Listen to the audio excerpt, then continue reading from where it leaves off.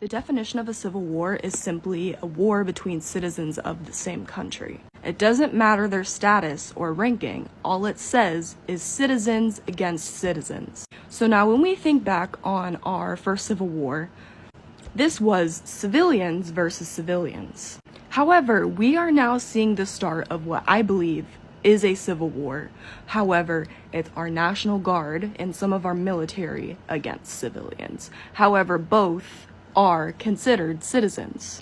In a few decades from now, they might even argue that this started a few months ago out in California.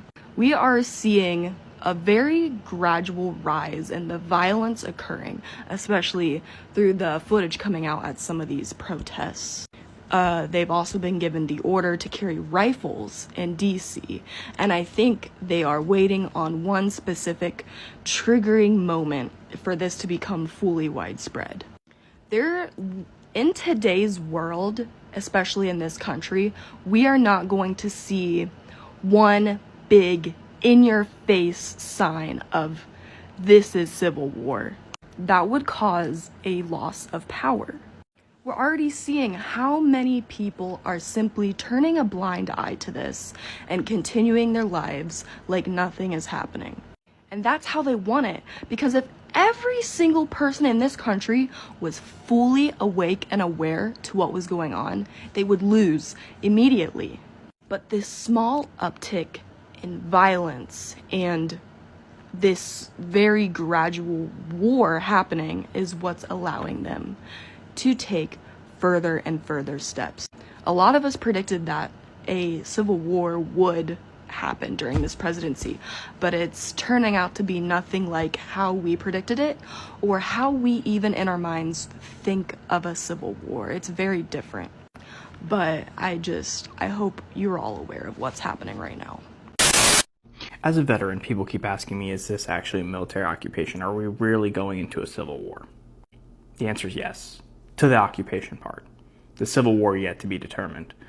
The truth is, you cannot send the military onto U.S. soil to control any parts of the United States without it being some type of military occupation. That's what it is. That's the definition. The military is occupying an area and controlling it. The fact that he's talking about sending it to 19 different states, likely he's going to try to send them to blue states like New York and Los Angeles and Massachusetts. It's not going to go well. It's not going to go well at all. I fear for the soldiers. I fear for the people that go against the soldiers. I fear for my countrymen. Flat out. Doesn't matter what side you're on. I fear for the American citizen.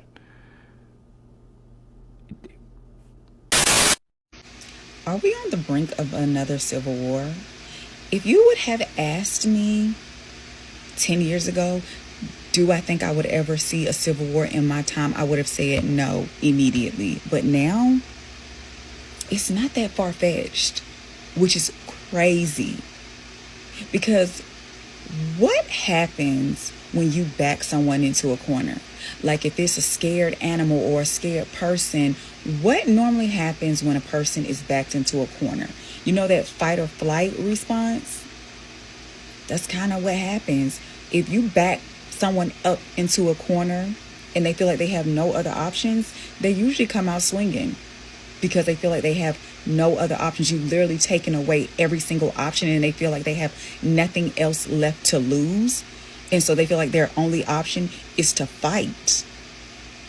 Just so happens it's people within the country that's happening too.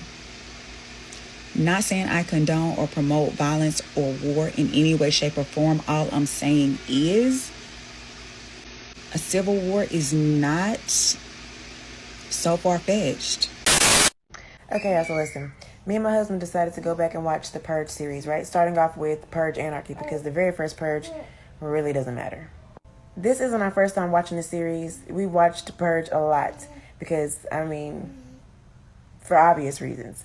But tell me why we've never paid attention to the fact that in the Purge Anarchy, the new founding father, his name was Donald Talbot.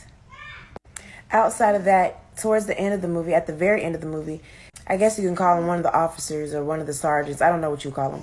He's saying that the citizens aren't purging the way that the government wants them to.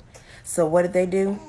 They sent in militia groups and started targeting projects, basically low income type neighborhoods, to so-called keep the balance. And you can't tell me that that doesn't sound exactly like what Donald Trump is doing in DC, what he's trying to do in Alabama, what he's trying to do in New York City. Like, they put it in our face. It's called a television for a reason. So Pete Hegseth has ordered the National Guard to start carrying assault rifles, weapons, and assault-style weapons on the streets of DC. And I know there's going to be lots of comments and questions about this, but here's my 25 cents on this. They want violence to erupt. They want it to happen. Because that will then justify the control. What do you think? Let me know what you think about what I've just said in the comments. I'll say it again. Trump wants violence because then he's able to reign in control.